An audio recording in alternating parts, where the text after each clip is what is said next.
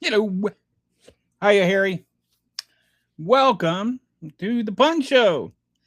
So, we're going to talk about a few things today.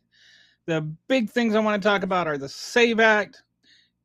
If you haven't read it, you might be more surprised about what's not in it than is in it. And so we'll get to you on that in a minute.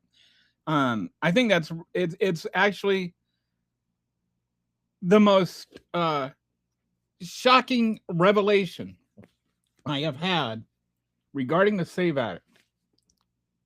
And I'll get to that in a bit. But the first thing I want to talk about is something Harry, I am certain, will have an opinion on, and that is the guy that we got suspended. I can't think of his name, and I probably can't pronounce it any either. Valerian Bologan. I'm got a friend from Africa that told me everybody's butchering his name, and so I'm sorry if I butchered that. But he got issued this red card in the last match, and a red card is normally supposed to mean you get suspended in the next match, which tonight is the next match. It's only been repealed one time before in the history of the World Cup, and that was like back in 1960 or 62 or something like that. Like Kennedy was president. So, give you an idea how long ago that was. All right, so Donald Trump got on the horn, spoke to the FIFA dude, and an hour later, the suspension was suspended, which was a little confusing when I was reading it. And I'm like, wait, they suspended the suspension? So he won't get suspended if he doesn't do anything naughty for a year. He won't get, so he's like on delayed, he's on, what do they call it? Conditional probation or whatever. Anyway, there is two things at play here. Well, three things at play. One, I don't think he deserved the red card in the first place, right? Like, I don't think that there was enough there to warrant a red card. That said, the red card had been issued. And so having somebody else come in and decide to repeal it, that's not a good thing either. Like, I don't think the fact that a bad call was made means that somebody that's not even involved with soccer gets to change that bad call. That's not a trend I want to set either. What happens next? There's a controversial call in the Super Bowl, so we changed the winner. Like, it's a bad red card. That doesn't mean that Donald Trump calling FIFA and saying change it means it should be changed. So that's the second thing. The third thing is the USA is still playing tonight. And they're still an exciting team. They're still possibly the best team the USA has ever put on a field. And there was a lot of good feeling and enthusiasm put on. Or, America was feeling actual pride over their soccer team, which is never a thing I thought I would say. It's got the same kind of energy as the Dream Team did back in 1992. And don't let Donald Trump ruin that for you. It's not Team USA's fault that he did that. And it's not Balagam's fault. It's not his fault. So don't let this ruin your joy. Just Donald Trump has to make everything about Donald Trump. My view is don't let him make this about Donald Trump. Let's make this about the soccer team. Let's not let him steal this from us. So that's my view on that. Harry says, have you seen what is going on with Bosnia? I have not. Is this political or soccer oriented? But anyway, that's my thoughts on this whole World Cup thing. The next thing I want to talk about is the SAVE Act. And I'm sure people will have something to chime in. And here's the thing, I keep hearing about the SAVE Act over and over again, whether it's Mike Johnson or some troll on Twitter or whoever is like, what's wrong with showing your ID when you vote? And for most people, there's nothing wrong with that. The thing is, and I like, my impression was that that was only a small percentage of what is in the bill. That the bill is actually has a lot of other stuff in it, and it's the other stuff that I found problematic. But I went in today, I wanted to see just how little it had to say about actually showing your ID when you voted. And you know what it says about presenting your ID when you vote? Absolutely nothing. Like, I went and I looked at the bill and I looked for something. I thought, I've got to be missing something here. So I went and I asked ChatGPT. I'm like, am I missing something here? And Chat's like, nope, it doesn't say anything at all. It doesn't address it presenting ID when you vote. So I'm like, okay, what about the Gemini? So I went to Google and asked Gemini the same question. Gemini's like, nope. So I went and I said, okay, what about Claude? I asked Claude. Claude's like, nope. And then I went and I asked Grok, and Grok's like, nope. So I asked 4 different AIs and actually looked at the bill. So I'm not just saying this off the cuff, and it's not like I didn't try to find what it says about voter ID. It says nothing at all about voter ID. It has zero to do with presenting voter ID when you vote. So when people make these arguments about, well, polling like 70% or 80% of people, even the majority of Democrats, think that you should have to show your ID when you vote. And that's not in the bill. If that is so important to you, that there should be a national law that you have to present your ID to the people when you vote, then you should be against the bill.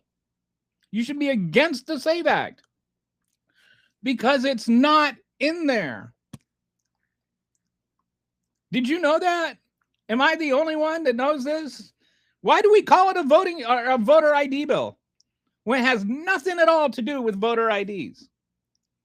We should call it a birth certificate bill. Here's the other part.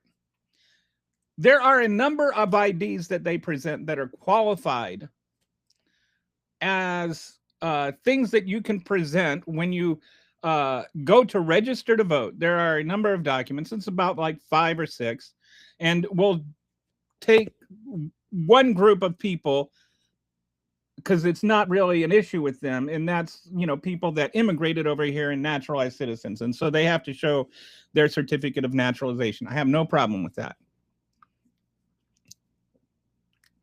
The other people have to show, they can show like their passport, they can show their birth certificate, they can show different forms of ID, like a military ID that says you're a citizen. There are some real IDs that specify you're a citizen, but those are very rare. They're only available in a handful of states.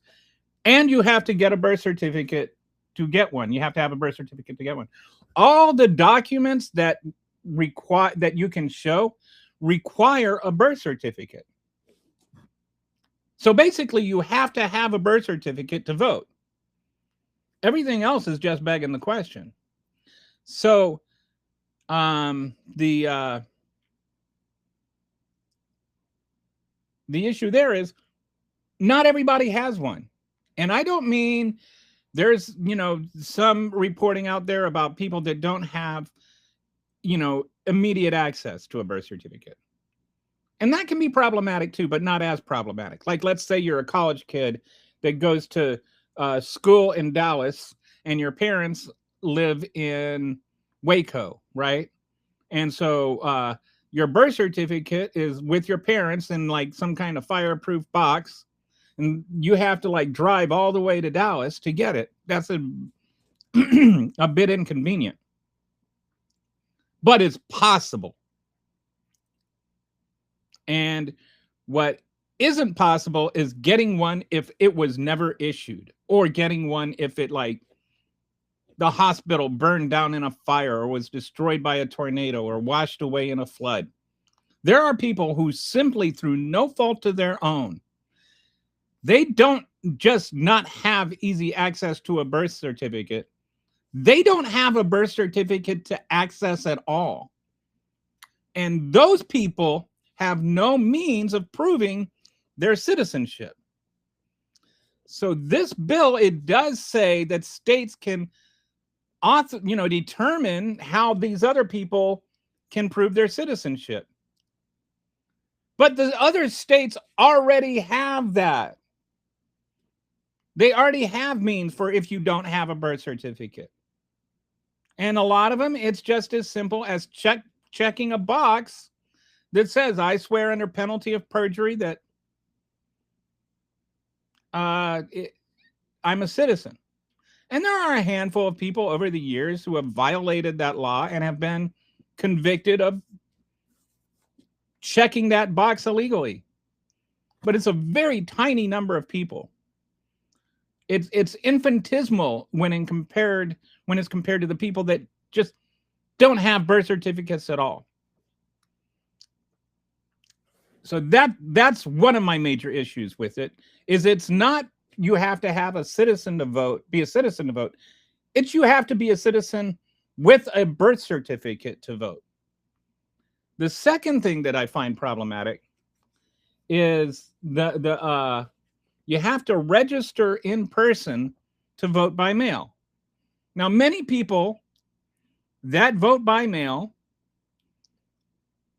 in some states, especially like in Texas, most of the people, almost everyone that votes by mail because there is a major hindrance to voting in person. Like in Texas has tried to make it like, if you can vote in person, you have to vote in person. Even during COVID, they didn't waive any restrictions or anything. Like you had to vote in person in Texas. A lot of people were mad about it. But now you have to register to vote in person. And so the same encumbrances for people that can't vote in person. If you're an invalid, it's a lot harder to get to vote, or not an invalid, but like a quadriplegic or something. It's not that easy to just dash down and wait in line and vote. All right. Now those same encumbrances apply to register to vote. Right? If you're going to have a hard time going to vote in person, you're going to have a hard time going to register to vote in person. And the same thing goes, like, if you're out of state, and this isn't just affecting Democrats and liberals, it affects people in the military. When I was in the Air Force, I was actually a resident of Virginia, but I voted in Texas. So I voted by mail. I filled out a mail-in ballot and I mailed it in.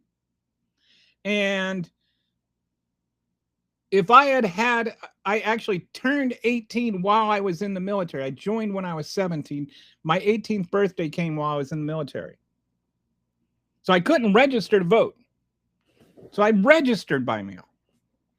I would have had to take leave, fly to Virginia, register to vote, and then come back in order to vote. And if I had been married, my spouse would have had to go with me. You're making this extremely obnoxious hurdle for people in the military just to register to vote. And it's not just people in the military. You've got people that live overseas. You've got their spouses. You've got, people that live and work in embassies, even work for the government. And there's no reason that this needs to be a thing. There's no proven issue with people illegally registering to vote by mail. So,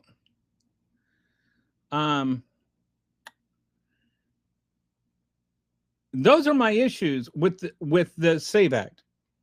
But again, the one issue I don't have with it is it saying that you have to show your ID when you vote, because it doesn't say you have to show your ID when you vote. So the next time somebody tells you about that and what's your problem with it, just ask them why they support it if they think you should have to show your ID when you vote. Sorry, Harry, I'll look at that Bosnia thing later, but right now it's going to derail my train of thought. They are just trying to mislead the constituents who they know won't actually read it in order to gain support. And this is thank you, Revival. I think this is a really important point. If they are trying to tell you that the voter ID is just about this thing that it doesn't contain, why are they doing that?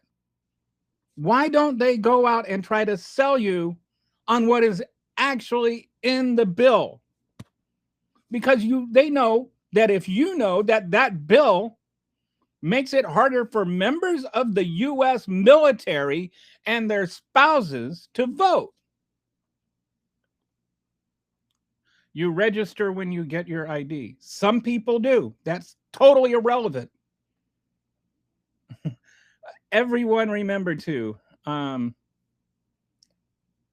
everyone has an ID, can vote. No, that's not true. No, Brandon, varies state to state. Your driver's license is not sufficient. Your real ID is not sufficient to register to vote or to vote. This is just wrong, Brandon. I'm not going to spend a bunch of time on my show engaging with somebody who is correcting me with wrong information. You are wrong, Brandon. You can go look it up. Just go to your favorite AI or just Google it or use your favorite search engine and ask the question, is your driver's license enough to let you vote? Yes, you can register to vote when you get a renew ID, or that's irrelevant. You can't register to vote. First of all, I didn't have to go to DMV to renew my driver's license. I live in Texas. And this is not about, whether or not you can register when you go to DMV to get your license. It's whether or not you have to go to DMV at all to register. No, Brandon, this entire rant is apparently way over your head. It is not nonsense, Brandon.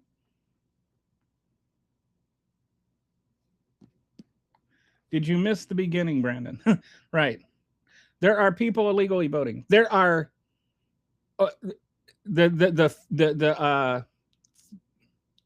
which one is it? I think it's the Federalist Society or the Heritage Foundation, one of the two. A Republican think tank has put together a list of every single case they can find of voter fraud of any sort in any election, whether it be a local election or a primary election or a school board election or a presidential election or an off-year election or whatever. About 4 billion votes in all. And they found about 1,400 cases of voter fraud. So I am not saying that voter fraud doesn't happen. I am saying that voter fraud does not happen with enough frequency to disenfranchise millions of voters. It can be done with electoral roll. You'd want ID to register on the roll, though. I don't even know what you mean by an electoral roll. I don't even, that's not a word I've ever heard before.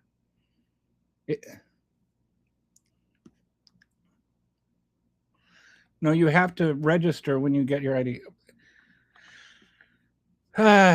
Okay. You apparently don't understand what is going on, Brandon. Read the bill. It is not. Okay. Let me put it this way, Brandon. Let's say you have a driver's license and you registered to vote when you got your driver's license. But then you rent a house. And so you moved because the owner of the house wanted to sell it. And so you had to move. When you moved, you changed your address. When you changed your address, you have to go to DMV and register it in person now. You have to change your registration in person. You can't do it online. You have to do it in person. Otherwise, your registration is no longer valid.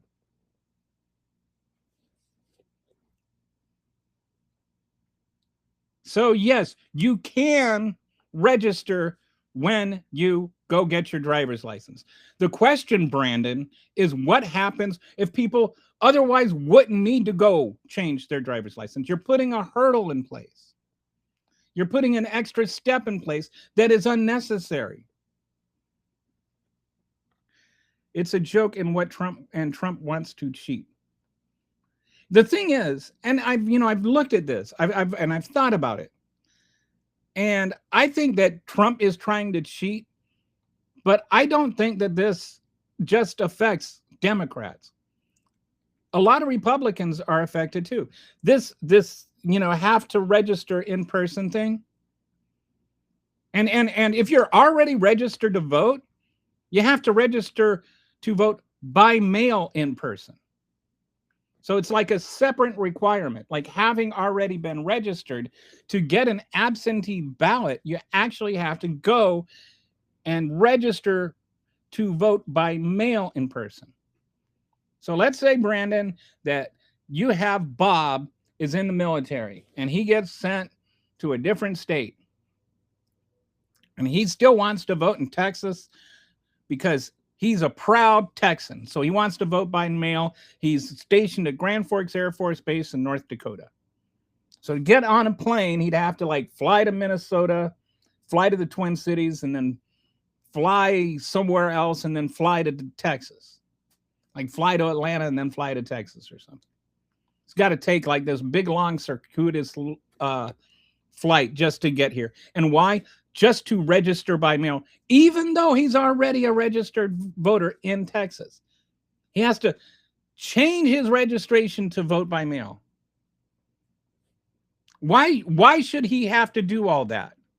Give me a reason that should be a requirement. So when none of you are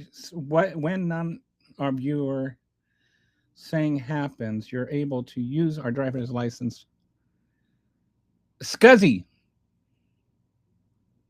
when it does happen, what are you going to say? How will you react? This is what the law says. I am just reading what the law says. All right. Now, I don't know what you mean and when you say when none of this happens, because when you're able to use our driver's license to vote in the next election. This bill, Scuzz, says absolutely nothing about what ID you present when you go to vote. And the whole thing about they've done study after study of voter ID laws. And for the most part, no voter IDs laws have ever impacted elections one way or another. They haven't caught more fraud. They haven't prevented people from voting. They've done nothing. They're just an extraneous requirement. Because most people already have it. It hasn't, but the SAVE Act itself says nothing whatsoever about presenting IDs when you vote or what counts as IDs when you vote. But it does say you need certain IDs and only certain IDs when you register to vote. And all of those IDs are either a birth certificate or require a birth certificate. And there are round about 1 million Americans that were born in America. They are actual American citizens who, through no fault of their own, simply do not have a birth certificate. I am not talking about it would be hard to get one. And I'm not saying black people are too stupid to get one, like the way that the conservatives always want to try and morph that argument into. They don't have them. Some people were never issued one, especially some elderly people born in the rural South, that are 70 plus. There are also other people who the hospital they were born in before the birth records were digitized, had their birth records destroyed by fire, by tornadoes, by other natural disasters. In particular, the state of Louisiana, which is very largely Republican, by the way, had a lot of birth certificates destroyed by Katrina. So my question for you is, do you care about them? Do you have to be like, what about them? Like, you're trying to make this about some weird thing about how driver's license to vote in the next election. I never said anything about driver's license to vote in the next election. Also, speaking of hurdles, this admin. Hi, Brett. How you doing? This admin has instructed Postal Service to toss out mail-in ballots received after E-Day, even if they were postmarked on time. And Trump has told them not to deliver ballots that don't have, that haven't sent in their voter rolls to this federal registry, which is completely unconstitutional and illegal. So, and he's trying to change the Constitution by executive order. Do you know what powers the President of the United States has over our elections based on the Constitution? None. And it wasn't accidental. They didn't go, oops, how could we forget the president? No, the president was left out deliberately because the founders did not want a king. And they didn't want to give the person who stood to benefit the most from an election the power to determine the outcome. Okay, so you're saying it should be available online for address changes.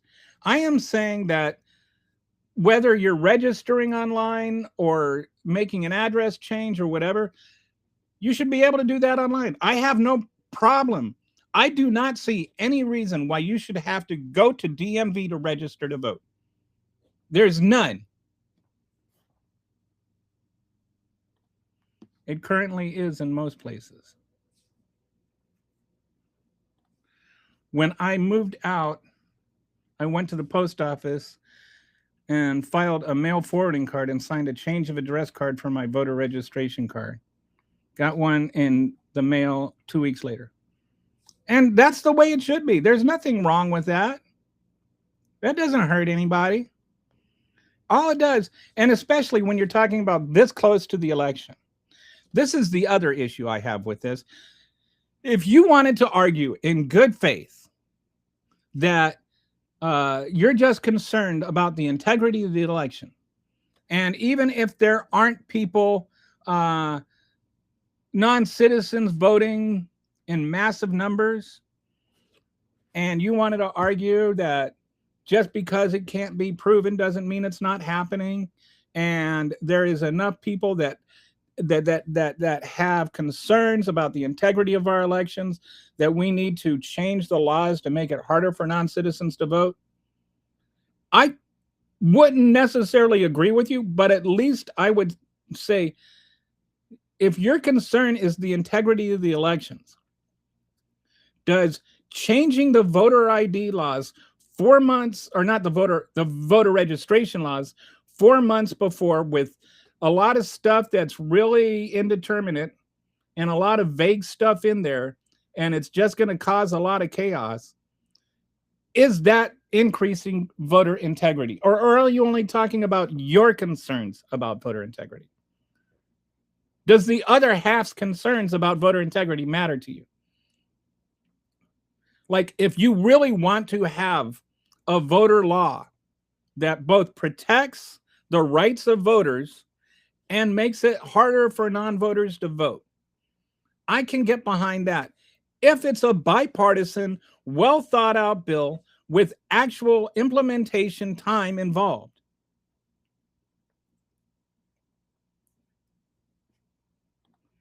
If they're trying to make it more complicated in ways that wouldn't actually reduce any illegal voting, yes, they are trying to make it more complicated in ways that wouldn't actually reduce any illegal voting. And this is another thing. And this is perhaps the most ironic thing of all. I've looked through the database of the people that voted, the non-citizens that voted. Like a lot of the illegal voting that happens has nothing to do with registration. And I've looked through the cases of people who were actually prosecuted for the non-citizens who voted illegally, and they had fake IDs, they had forged IDs. Almost none of the cases of actual voter fraud by non-citizens would have been prevented by the SAVE Act, which is why I say if these things are your concern, then you shouldn't be for the SAVE Act because it doesn't address your concern. It just makes things harder for actual American citizens to vote with no benefit of keeping non-citizens from voting. And like I said, voter fraud is already super low, and they're just making it a hot topic for further divide people. And only out of it's like about 5% of voter fraud itself is very rare. Like I said, only like 1,400 cases. And there's a reason for that. Is one, the benefit is almost imaginary. One more vote in the state of Texas, that's not going to change anything. I mean, I know every vote counts, so your vote, you should go vote. But your vote, when you're a citizen voting, is not a felony. And you're not going to go to jail for 20 years if your guy loses. Well, not 20 years. I think it's 5 years. So that's an issue, right? The risk reward scenario is very, very, very against illegal voting, which is why it happens so rarely. And you never hear Republicans address this. You never hear them talk about that. They're just, oh, they're doing it. We just can't prove it. That just proves they're good at it. Oh, just got in, by the way. Hello. Hi, J. Paul. J. Paul? Oh, do Revival and J. Paul know each other? None. Everyone remember to, yes, if you haven't already done so, please like and subscribe. So we can grow as a channel. This is why we left England to begin with. Yes. Speaking of algorithm, YT is suppressing channels like these. It said, oh wow, it reset my notifications to default instead of all. Yeah, and then there's Brett's 9-month ID. And this is what, so for those who don't know what he is referring to, Brett needed a new social security card. I think it started with that adventure. And he had to go through hell and high water to get it because his birth certificate had a typo on it. And so that's not even counting, like what we've talked about is not counting people that maybe have a birth certificate, but don't have easy access to it. And not because they don't live with it, because somebody else screwed up somewhere.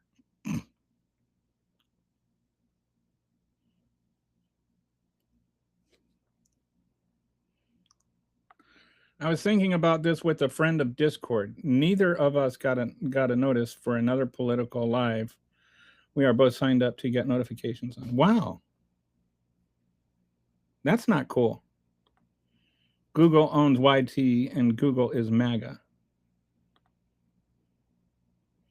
This whole thing with filtering the news, and now they own Roku, which is like the biggest streaming platform. Like it's not a streaming channel, but you've got like Google TV and Apple and Roku and Amazon. They all have, like, when you turn on your TV and there's like this thing there that tells you what's on all your different channels and what to watch and everything like that.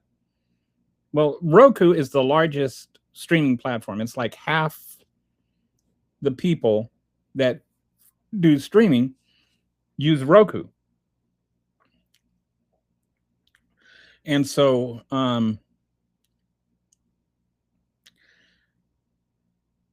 now what's going to be on there? I see like Fox News recommendations.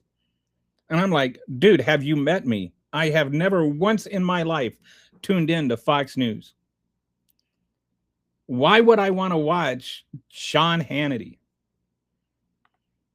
And government owns Google monetarily. It's amazing how they cry over Hunter Biden selling a painting for 50K, but they don't blink when Cheeto dust makes billions stealing.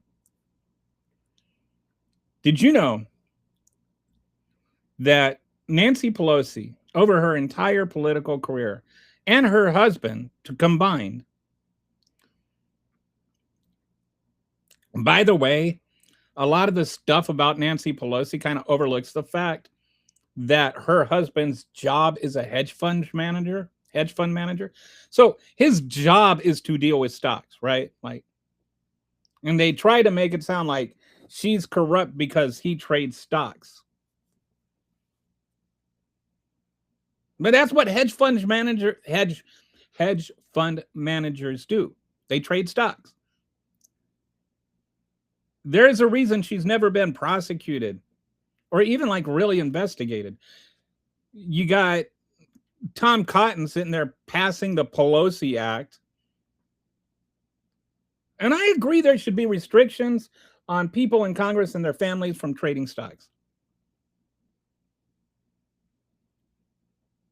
But it is crazy how he is so upset about this made up thing that he passes a law named after Nancy Pelosi when she says is nonpartisan, as though naming it after Nancy Pelosi isn't partisan.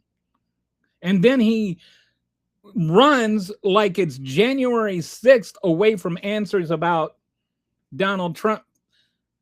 When Donald Trump, since he got elected, has made 25,000 stock transactions.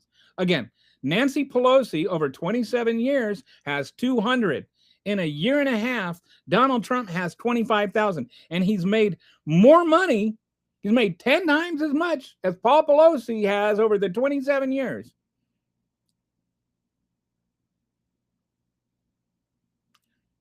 Where are the Republicans that investigated, Hunter Biden selling paintings? I remember Foghorn Leghorn getting on TV, Comey, and he was sitting there, yammering on about how they had proof that Joe Biden was corrupt, and they showed this check, and in the check was a canceled check, and on that canceled check it said truck.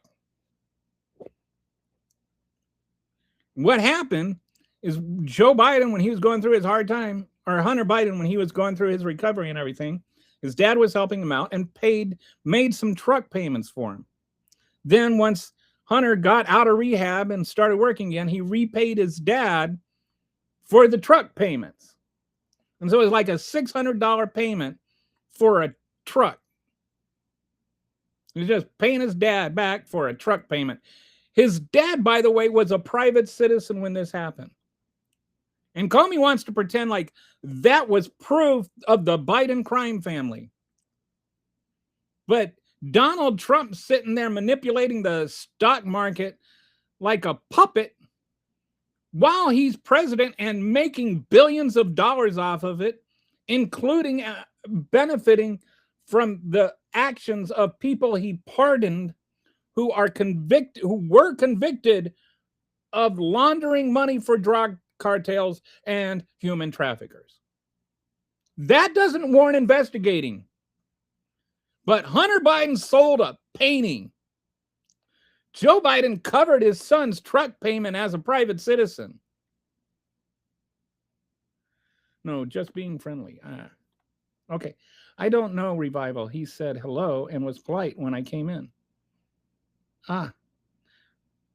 Well, now you guys know each other.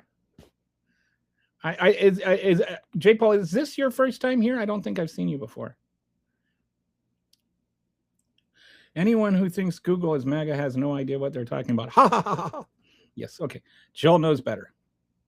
Joel is like Joel is in the end. I love it when MAGAs sit there and they like talk about these sorts of things as though they have insight. They know. They know that Google can't be in bed with MAGA because Google's algorithm says, is voter fraud real? The first thing that comes up is not some sort of histrionic, nonsensical ramblings that Donald Trump repeats. I have a Roku TCL TV. All the news they push is Fox and Newsmax on the menu. I've disconnected.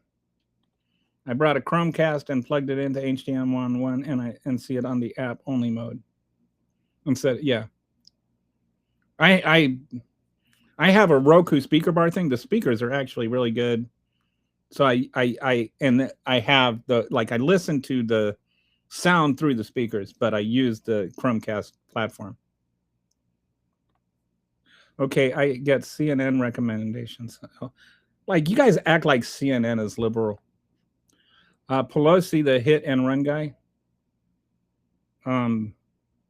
What do you mean? The guy that got clubbed and nearly murdered by a right-wing lunatic?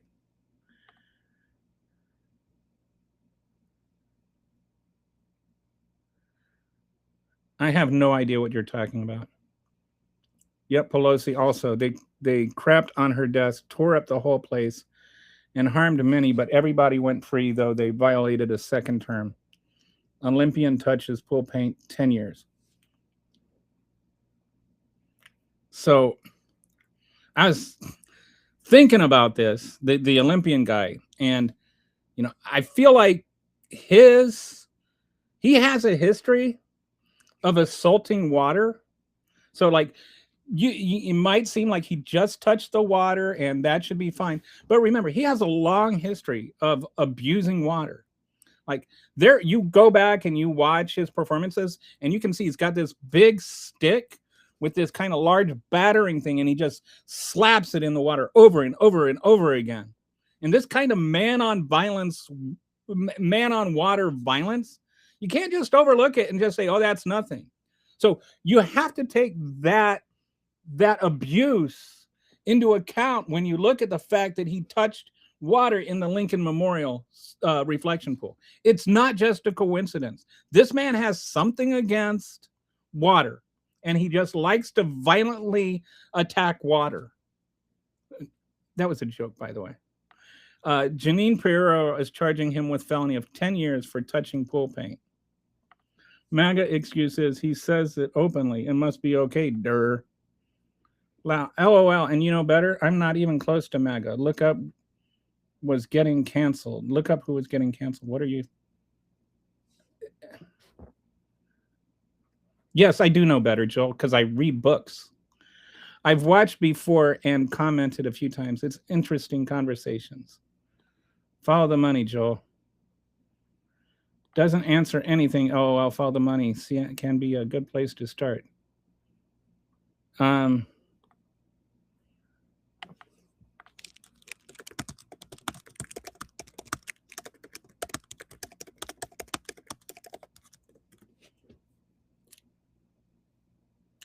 Let's take a look at this. Google has contributed to Donald Trump primarily through presidential inauguration settlements and legal settlement rather than they gave $1 million to the inaugural committee, $22 million to the White House Ballroom Project. So that's $24.5 million to resolve a lawsuit Trump filed against YouTube over his post-January account suspension.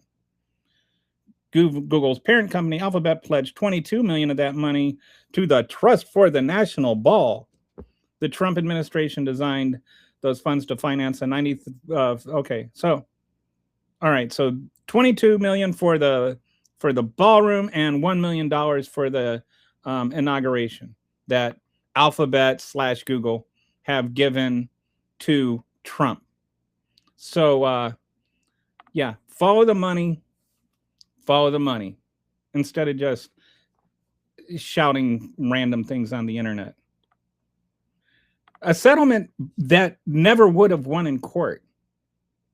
That's the thing, is these settlements would not have won in court.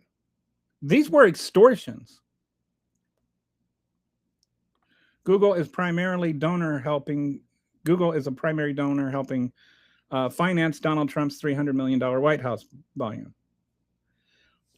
23 million is, what is the relevance as to what percent of his net worth it is? Trump's deal in favors. It's not just that. It's what he's shown he can do. If you don't comply with his extortion, he does things like he's doing to ABC, where he tries to regulate you out of existence. Trump deals in favors. 1 cent is too much and shows who they are, right? And, well, okay, if it were Joe Biden, would you say the same thing, Joel? Will only Trump be able to use that ballroom, or all the presidents that come after him be able to use it too? What does it matter? I mean, first of all, his billion-dollar airplane, only he will be able to use. None of the presidents that come after him will be able to use. But secondly, that doesn't really change anything. It doesn't matter. Because one, where is the financing on all this stuff? Like, the US taxpayers are paying billions of dollars for this. And we don't know what money is actually going. There's no laws about how this money gets distributed. We don't know that the $22 million from Google is actually going to the ballroom, that he's actually spending it on that. He has a history of using charity to obfuscate his thievery. And I'll give you an example. He had an artist come in, and his artist was going to paint a portrait for whoever won this contest, right? Won this bidding war. Well, Donald Trump used charity money to pay for the portrait, to win this bidding. So the artist painted the portrait of Trump, and then Trump posed for this picture, and then the picture, he auctioned off the picture, and a different charity that was a Donald Trump charity won the auction for the picture. So he made money first off of, the charity to get the picture. Then he made money off of the auctioning off of it, and then the company, the charity company that won the auction to paint the portrait, donated it to Donald Trump, and the portrait ended up in Mar-a-Lago. So he got a free portrait that his charities paid all of this money for, like $10 million for in total. And none of the money went to any actual charity. It all went to Donald Trump. So yeah, when he gets $22 million for his ballroom from Google, I have very little faith that any of that money actually went to the ballroom. If you censor somebody, you should be punished monetarily. Okay, let's talk about censorship, because it seems like a lot of MAGAs still don't understand what censorship means. And if you're really against censorship, then you should be against what Trump is doing. Okay, because the censorship is something the government does. Private platforms have a right to decide what content can and can't go on their platforms. The same as Fox News isn't getting sued because it doesn't have AOC on there every day. Private platforms do not have to give freedom of speech nonsense. And I don't see people complaining about how when Elon Musk bought out Twitter, that all of a sudden all the algorithms changed so that it amplified his content specifically, conservative accounts generally, and muted the higher volume liberal accounts. Not saying I was the most successful person on Twitter, but I went from 20 million views in the month of August to 2 million in the month of September. Like right after he bought it, it's like it just tanked. And I like, am I the only one? So I asked some other people that have larger accounts, and they were all saying the same thing. The claim was Google is MAGA. Yes, Google is MAGA. I think all presidents can use the ballroom since it's part of the White House. Again, not the point. Say the same thing about what exactly? I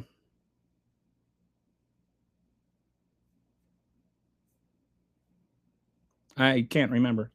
Wouldn't you like to have the next Democratic president have a nice ballroom to entertain foreign diplomats? I don't think that there's really a need for it, honestly. They were doing just fine without it.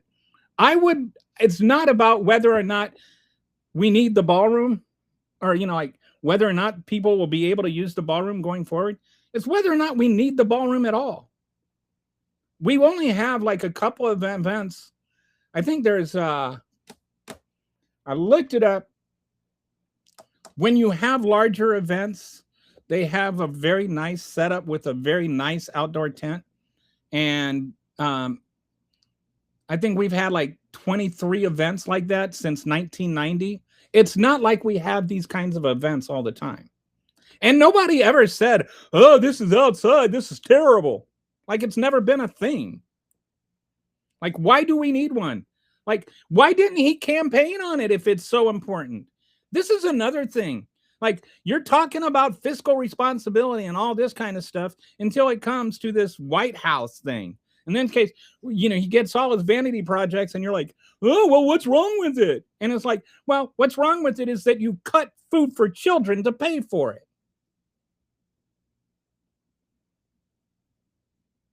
Preach, Joel, you have TDS. This isn't true. What isn't true? I'm sorry, I don't even know whether you're responding to me or to somebody else or what you're responding to, because I am behind in the comments again.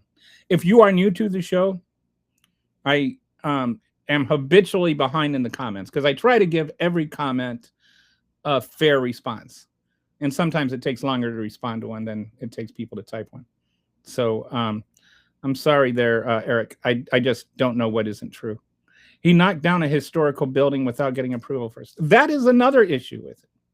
Is that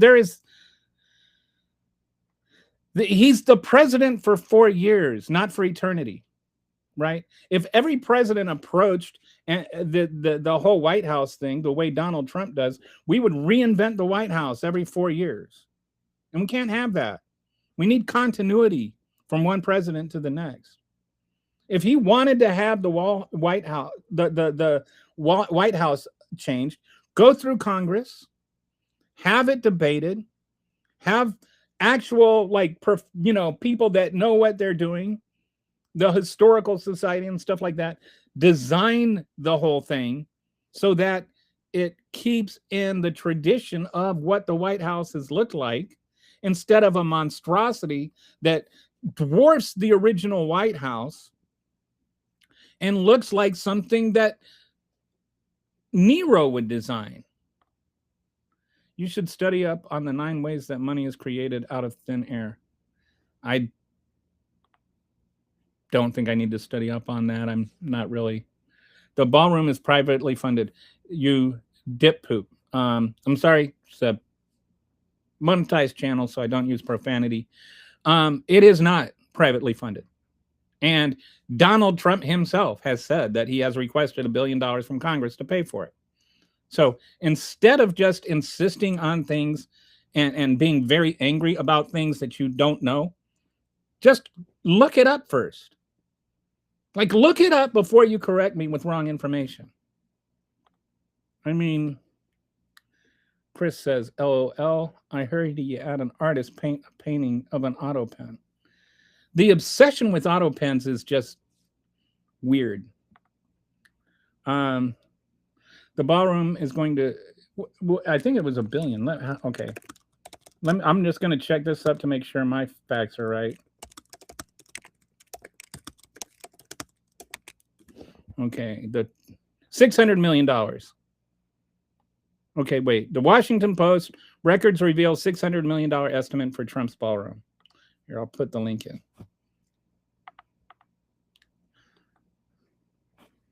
So, yes, this is a significant amount of money going to pay for it by the taxpayer.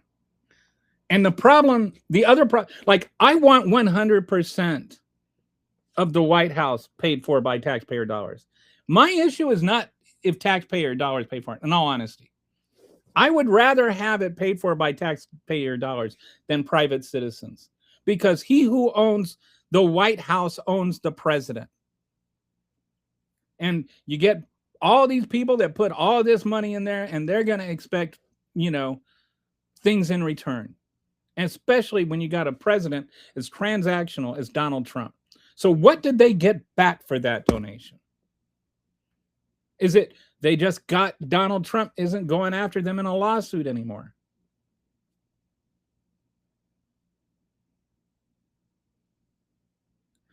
Okay. The kids who's...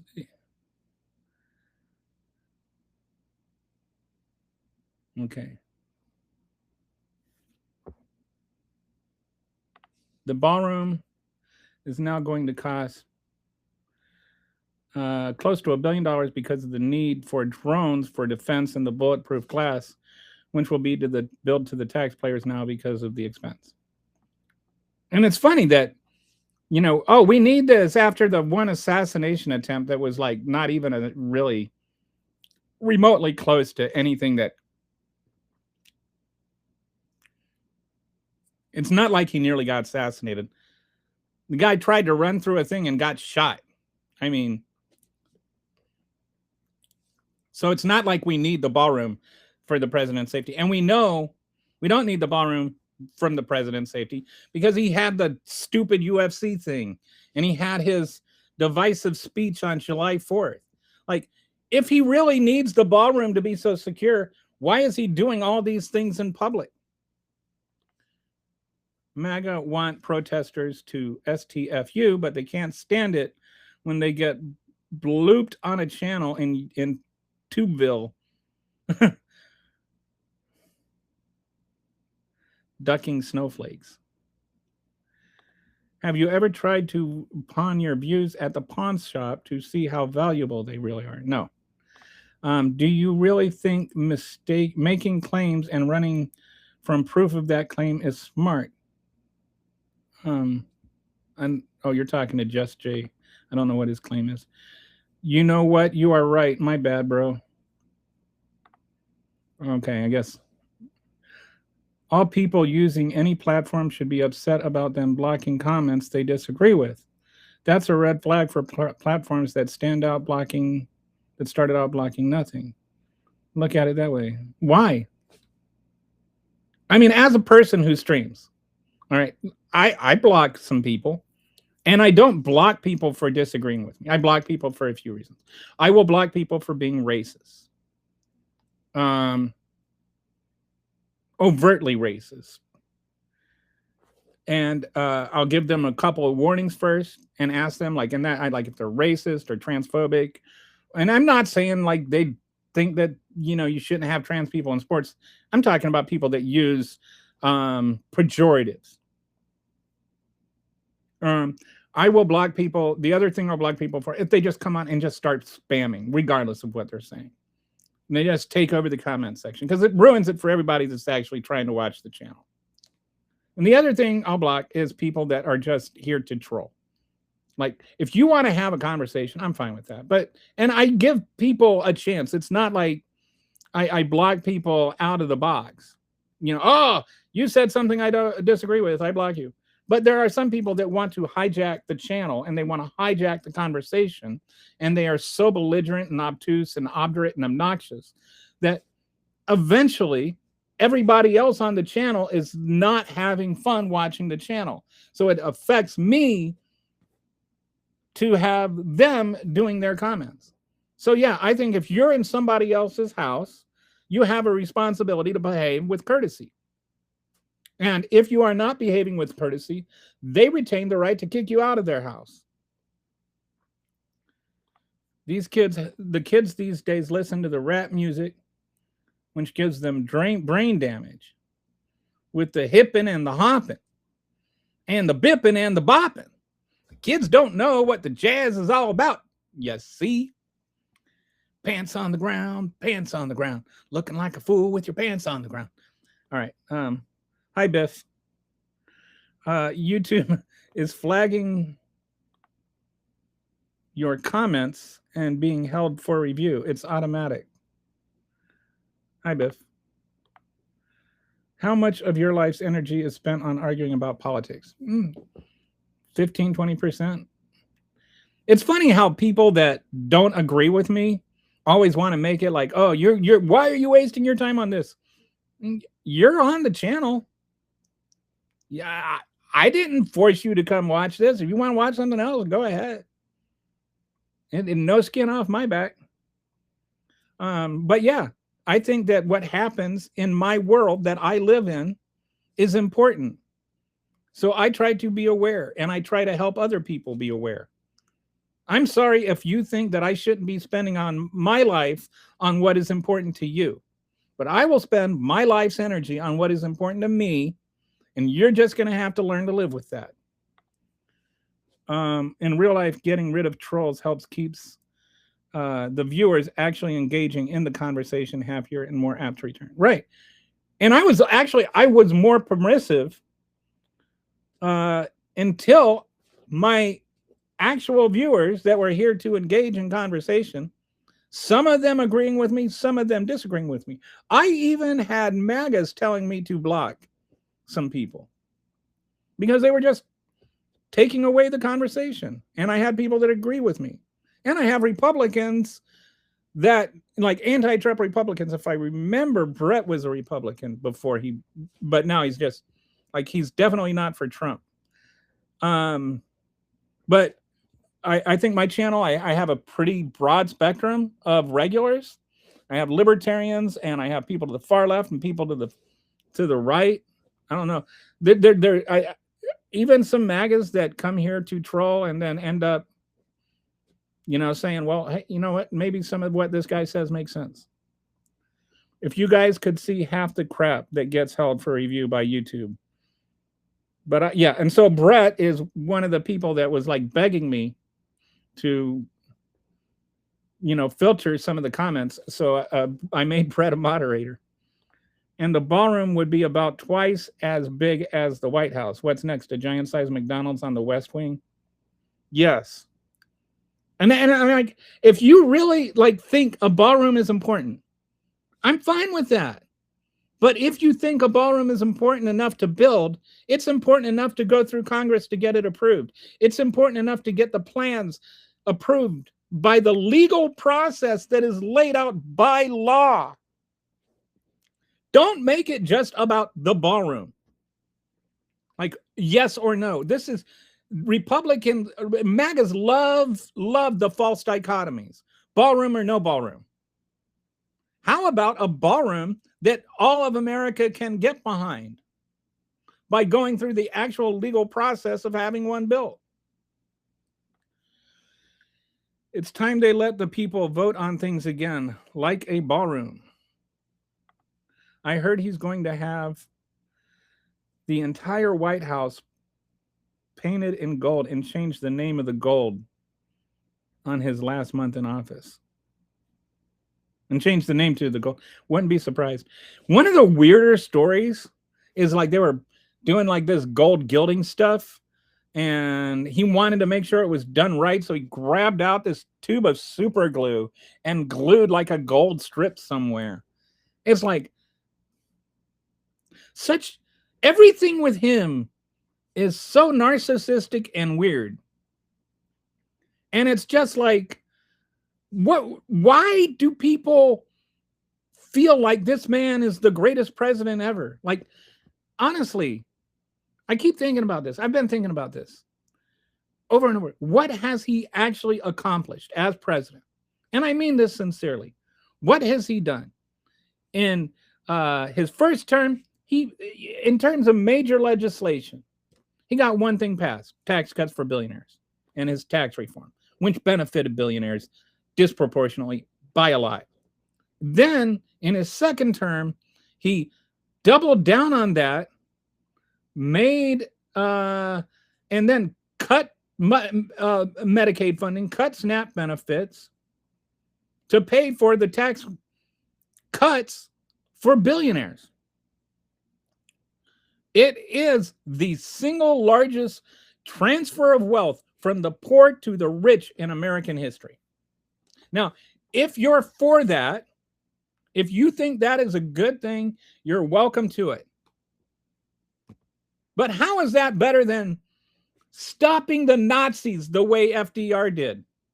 Or ending slavery the way Abraham Lincoln did? Or, I don't know, like inventing the literal job of president the way George Washington did? What makes Donald Trump, what achievement of his is better than ending slavery? Go on. I'll wait. Give me an answer. Like, this whole notion that he is the greatest president ever is just plain sycophantry. I actually have a word I have invented just for MAGAs. It's tortamento or something like that. I can't remember. There's a word for when you combine words, and that's what this is. Sycophant and fantasy. It's like they are so sycophantic and they have this kind of fantasy of what Trump is. You know, you see the, like the muscular Trumps, paintings where he's like Rambo with a football helmet scoring the touchdown while he's shooting off the Nazis and, I don't know, doing some other kind of crazy nonsense.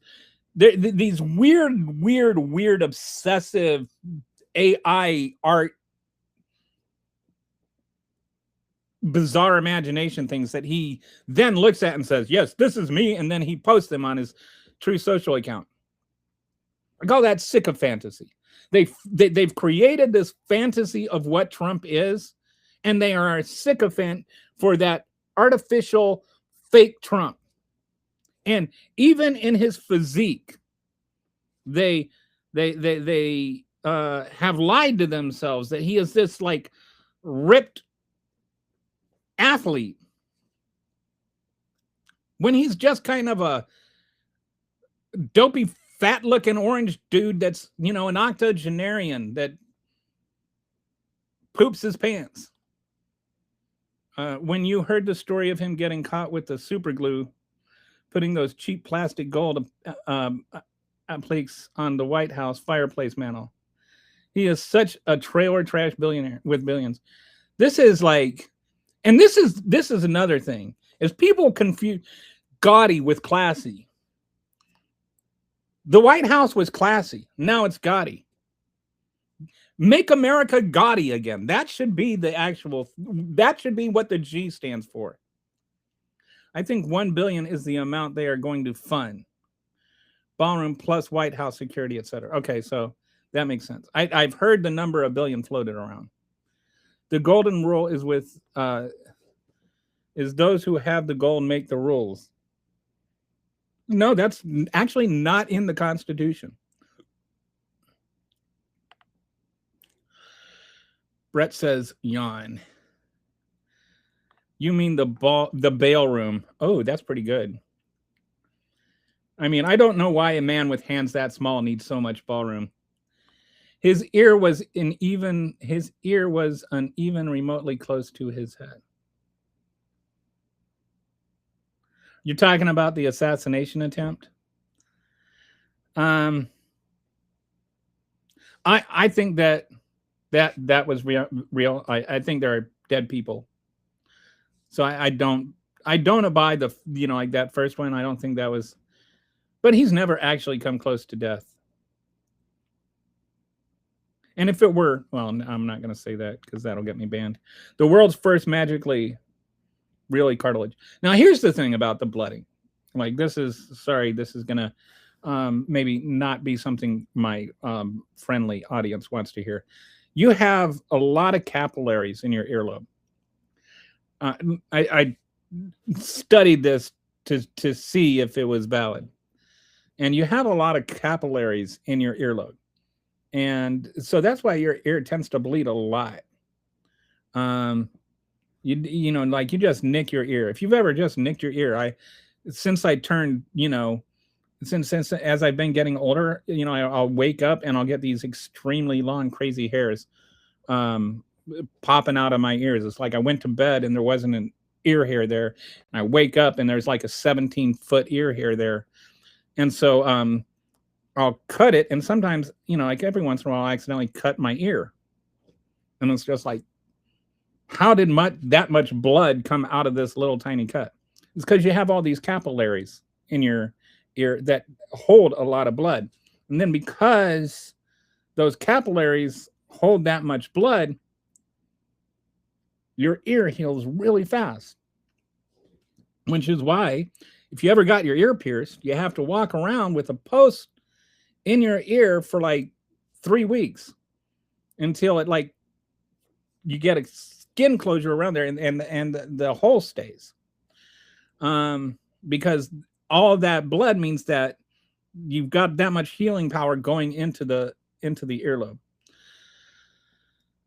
So, you know, like with all the blood coming out of it and the healing power that's in the blood, healing the earlobe, I think that there is a reasonable explanation to why he, you know, and then you add his theatrics on top of it, you know, like with the big tampon on his face and everything.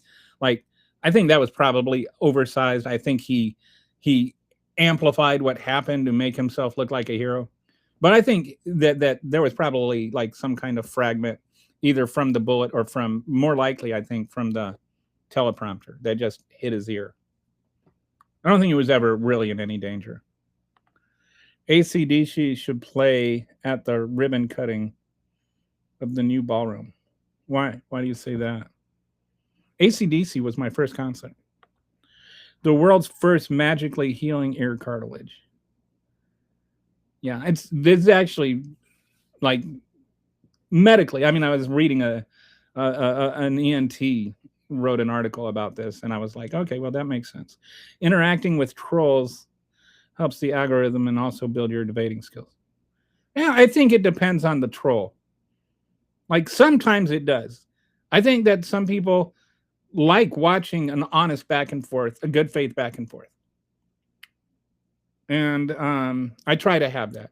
But just letting somebody hijack the channel. Like, one example is, we had one guy on here that he just said the same thing like 30 or 40 different times. And, you know, I would respond to his question, and he just kept saying the whole thing. And, you know, or you'll have some people that will just like Control C and then Control V, and then like enter the same comment like 50 times. So to a point, I agree, Golf, and I'm happy to interact with, and I wouldn't even say trolls. I would say I'm happy to interact with people who disagree with me, unless they're not respecting everybody else that's on the channel also. There's no debating when somebody just comes out swinging with the word yes.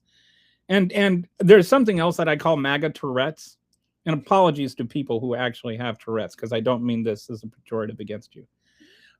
It's just the articulation that works best. That you have some people on the MAGA side that just spew like random words, no matter what you say.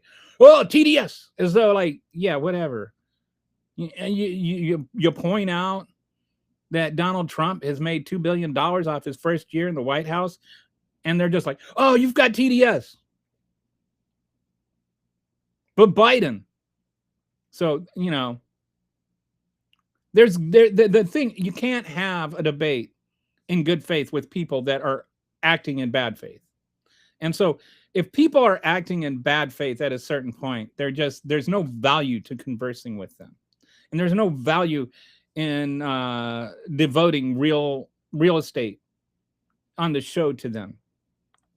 If you come into somebody else's country, you have a responsibility to follow the rules. Not sure what that has to do with anything at all. Non sequitur much? And the old standby, Trump 2028. Yes. That blocking comment wasn't for personal streamers. I'm talking the big service, YouTube, Instagram. So do you think that they should be required to show child porn? The thing is those streaming channels, they're companies, and those companies need revenue. And that revenue comes largely from advertising. And if they're sitting there promoting Nazi stuff, I'm not saying you're a Nazi or anybody is a Nazi. I am saying if they promote self-identified Nazi propaganda, as Twitter was doing under Elon Musk, then what happens is sometimes that Nazi propaganda gets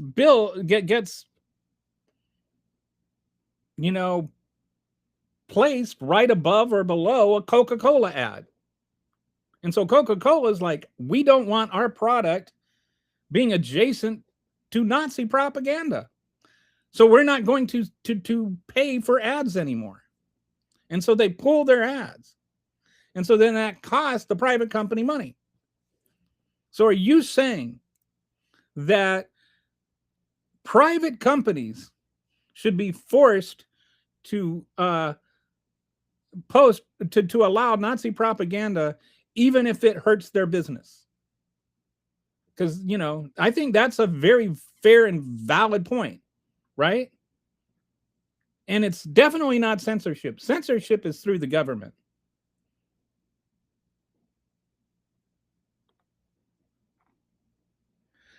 I thank you. I as I was reading it, I got into it. I got into the personality of that. That was actually, I really thought that was a clever tweet, or a clever post.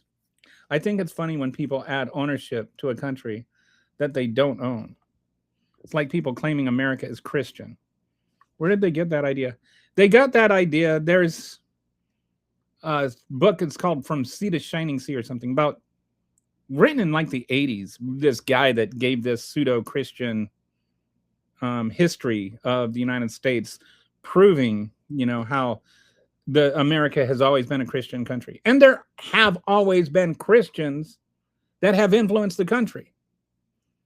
But plenty of people that aren't Christians had a major impact on the country.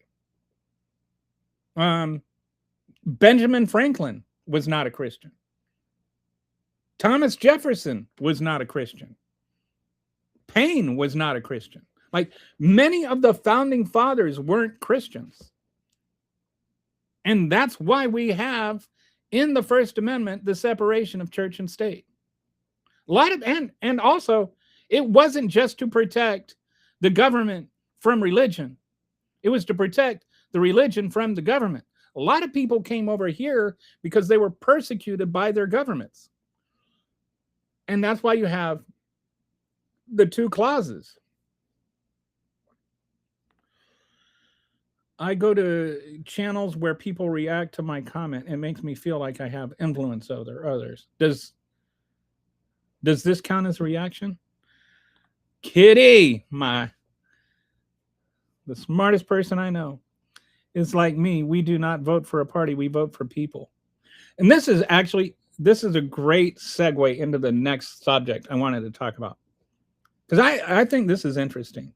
I started, like after Donald Trump called DSA communists, I made a meme to show the differences between DSA and communism. And boy, did that open up a storm of poop on Blue Sky. And it seems like there's a lot of things that end up getting conflated. So there's the DSA, there is democratic socialism, there is social democracy, and there is communism, which these are all. And then also, in addition to that, there are the candidates who are Democrats who belong to the DSA coalition. All right. So let's go through what each of these things means. Okay. The democratic socialism, strictly speaking, is an attempt to achieve socialism through democratic means. It's to win elections and become socialist through that, rather than like Mao and just overthrow everything. So even if you were to go to the strictest definition of DSA, there's already a clear delineation between that and communism, as Donald Trump was suggesting. But there's more to it. There is in addition to democratic socialism, there's also something called a social democracy. And people conflate democratic socialism and social democracy a lot. Social democracy is more what we call mixed capitalism. And mixed capitalism means that you have some aspects of the society are socialist and some aspects of the society are capitalist. And then you also have regulated capitalism. To a large degree, I think almost every American believes that at least some degree of mixed socialism is good, or mixed capitalism is good. Like most of us wouldn't want to privatize the entire U.S. military, for instance, or privatize all the police departments, because some things should be owned by the public, because if they are owned by one person, power corrupts, and absolute power corrupts absolutely. And so it's like if you have one person owns the military, that one person owns the country. So that's bad. There are some things like, how about utilities? How about healthcare? That these things are more, some people are okay with them being privatized, and some people think they should be socialized. And then even with healthcare, are you talking about the actual hospital? Are you talking about paying for the healthcare? Different things, right? So there's a spectrum when you're talking about a social democracy. The Nordic countries are more on the socialist side than we are. In a lot of the socialist countries, you have or a lot of the like the Nordic countries, and even most of Europe, right? Like with healthcare, they spend more money on healthcare, and they guarantee everybody has access to it, as opposed to the United States, where we ration healthcare based on what your job is and how much money you make. Most people everywhere else in the world looks at that and says, that's extreme. So that's social democracy.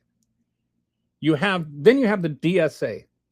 And the DSA has this like website and everything. And they say on their website that their goal is to achieve, socialism of some things through democracy. And I think it's like things like utilities and like the government should run your electric company, for instance, so that everybody can have electricity, which I think it's not mainstream, but I see the logic there. I see the humanity in that. I don't think that families should lose heat in the middle of the winter because the breadwinner lost their job. There needs to be more socialization in some areas, but they're not for absolute socialism. And then you have members of the DSA who agree with some, like there are DSA candidates like Memdani, like AOC, who agree with parts of what the DSA says, but not everything. But they agree with the DSA more than they agree with the Democratic Party. And there is a coalition. The DSA doesn't have like a blood pact that you have to agree with every single thing that's on their website before you agree with it. So, You've got communism, which is what Russia, USSR and Mao and all of that. Nobody is talking about that. Absolutely nobody except for Donald Trump. The second thing is democratic socialism, which is socialism achieved through democracy. Then there is social democracy, which is mixed capitalism. And then there are the DSA candidates who more or less, are in that mixed capitalism side. So they are more, if you look at their policies, they are more like social democrats than democratic socialists. So I had people on Blue Sky sitting there accusing them of being democratic socialists because they're members of the DSA. And they're not, if you look at their policy. Anyway, I just think one thing I like about the whole argument and the whole discussion is it gets us beyond the binary politics of everything. And as I've said so many times on this show, I wish we could talk about issues instead of identities and stuff like that. So Kitty says, is like me, Brett is like me, we do not vote for a party, we vote for people. And I really wish more people would identify with that. I think one thing about the people that you're voting for is you also have to consider who they're voting with, though. Because those votes matter too. When a Senate, if you're voting for a senator, for instance, that senator is going to vote for or against a Supreme Court justice. And you have to factor that into your voting. I think that a lot of people don't factor that into their voting, and then they complain when you've got the fascist Supreme Court. If voters had taken that into account, then John Roberts wouldn't be on that court. None of the 3 Trump voters would be on that court. Neither one of the what's his name? The other Bush. Anyway, 5 of the 6 Supreme Court justices that are Republican were voted for by people who lost the popular vote in their first term. That means if people had played chess instead of reactionary, I'm not voting for the lesser of two evils, we would not be having a lot of the problems we have right now. We need to think things through.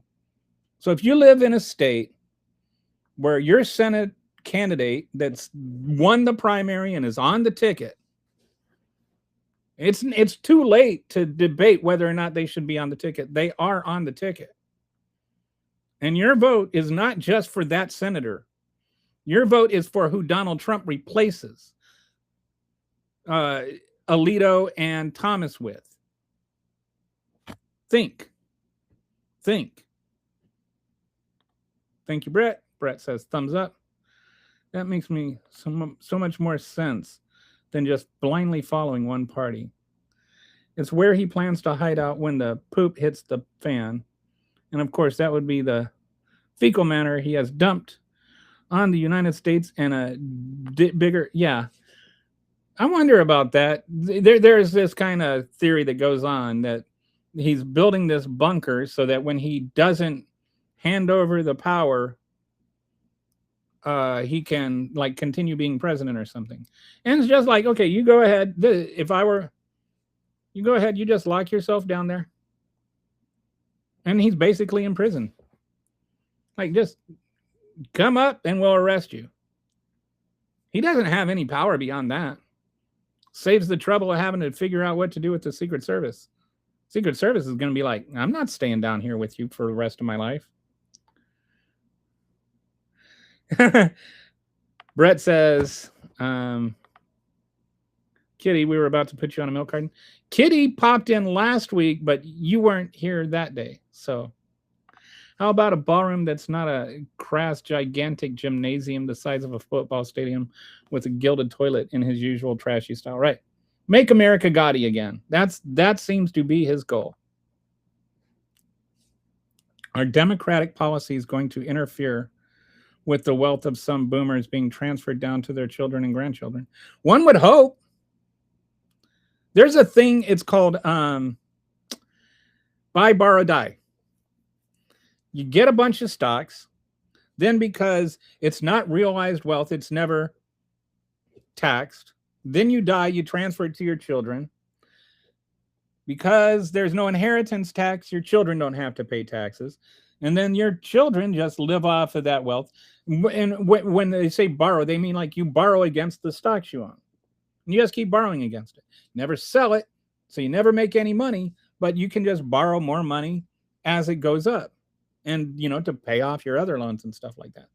So effectively, you live the life of a billionaire and never have to pay taxes on it either.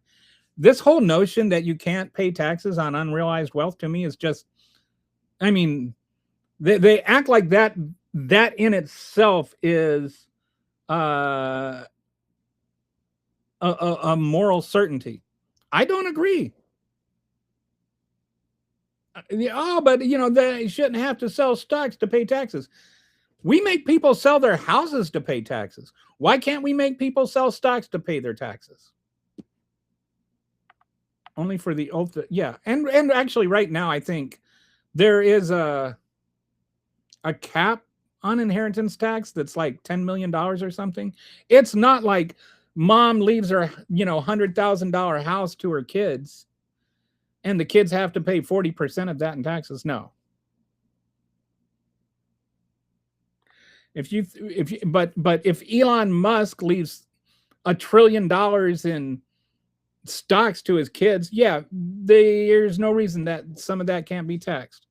If you throw away $2 million without a blink, you don't really need it. Exactly. Restoring the right to freely express racism, and for the billionaires, okay, you can go be racist all you want. Nobody went to jail for something they did on Twitter.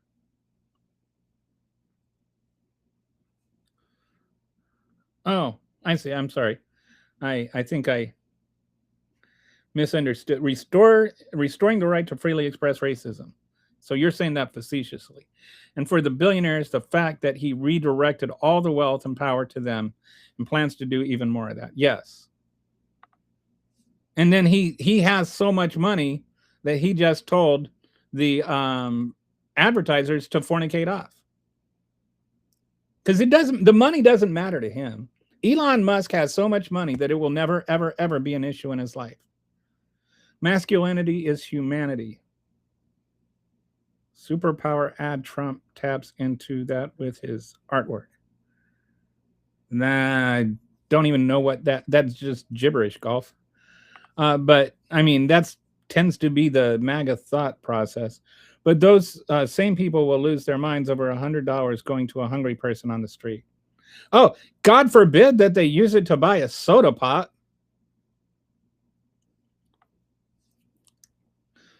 Oh, that homoerotic art of Trump all ripped. It's hilarious. Grinder poop. It's like, do they fap to that? A large part of the United States that lives in trailers and then he connects with them. All right, so here's something. There's I forget his name. Johnson. He's actually a really good comedian. He's this black guy, and he's really smart. Wish I could think of his name, but he gets a lot of clips on YouTube and stuff. And he was talking about understanding like the MAGA voters. And he said, Trump is the black Obama. And then I'm like, what? And then he started explaining it. So there's this kind of stereotype that is perpetuated, even if successful black people in TV shows and movies, it's always like this blind side kind of stuff where the black person is raised without a dad and in a broken home, and his mom does drugs, and there's all this pressure to do drugs, and he overcomes all that adversity and makes something of himself. And it's a feel-good story. And it's not that those things don't happen, but that becomes the black identity, to where if you see a successful black man, there's this assumption they overcame adversity and didn't just like grow up in a middle-class neighborhood, went to college and earned, got there the same way the average white person does. So that's part of that assumption. Then the other part of that assumption is it's only black people that do that. There are white people that grow up, have to struggle to make a living, have to like work their way through, pull their themselves up by the bootstraps and all of that. There really are. And a lot of those people feel like, oh, what are you doing telling me about white privilege and how I have it easier? I didn't have it easy. My dad abused me. Not me. I'm saying that's what they said. My dad is actually an incredible dad. But you know what I'm saying? Like there are white people that grew up poor, that struggled, that had to overcome things and now are successful, and they feel like they are being told that they need to feel guilt about their success because it just came because they're white. And that feeling, I'm not talking about the validity or invalidity of that sentiment. I'm talking about just the existence of it. Trump taps into that feeling. Trump hears that tone, and that is why they support him. And that's what, the guy meant by he's the black Trump, or the white Obama. And I think that there's a lot to that. And I think, like, when you talk about white privilege, for instance, there's this misunderstanding of white privilege. When they think of white privilege, they think, oh, everything in life was given to you on a platter. And that's not what people mean when they say white privilege. When people say white privilege, they mean I can walk into a grocery store and not have everybody assume that I'm there to rob the place. I can get pulled over by a cop and not worry about getting shot. Like that's what white privilege means. It's not about what you achieved. It's about how other people see you. And, I have a friend named Edgar who, we talked about race a lot. And one time I said, Edgar, here's the problem. Do you see yourself as a black man or as a man? And he said, as a black man. And I said, see, that's your problem. I just see myself as a man. And he said, you can. And that's the problem. And I thought about that. I don't have to consider my race on a daily basis. But let's say only 5% of white people in the country are authentically racist, right? That means if a black person runs into 20 white people in a day, he runs into racism every single day, statistically, right? I mean, not being literal or anything, but on average, basically every single day they engage with a racist. And that doesn't have to be an overt racist, as somebody calling him the N-word or something. That can just be you walk into a gas station and you're looking for something to eat, as I watched happen with Edgar one time, and the cashier is sitting there eyeballing you to make sure you're not there to shoplift. You get that kind of thing. And I mean, one time I went into a store with Edgar, and I was like kind of bummed out. He was actually coming back from work. He had a master's degree. His parents were both PhDs. He came from a very good home. He was like a very elegant man, and he was well dressed. And he's going and he's getting his food. I was looking like a bum. And I had a t-shirt and cutoff shorts and tennis shoes on. And the cashier was sitting there eyeballing Edgar, as though Edgar was there to rob him blind. This is what I mean. That is encountering racism. He has to worry about things I don't have to worry about. And that's what white privilege is. It shouldn't actually be called white privilege. It should be called black punitive or something like that. white privilege is just not having to deal with stuff that black people shouldn't have to deal with. But anyway, people get confused by that. They think that somehow they're supposed to feel guilty for being white. And you don't have to be feeling guilty for being white. But what you should do is consider if black people should have to feel guilty for being black.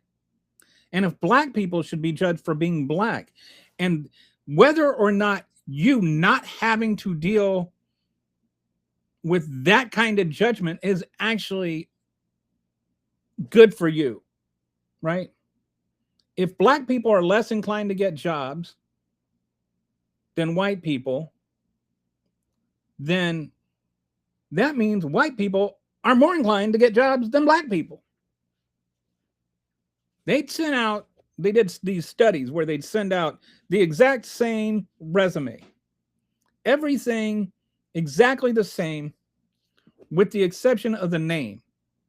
And the name would be like Chad Barnhauser or Lamar Jackson, right?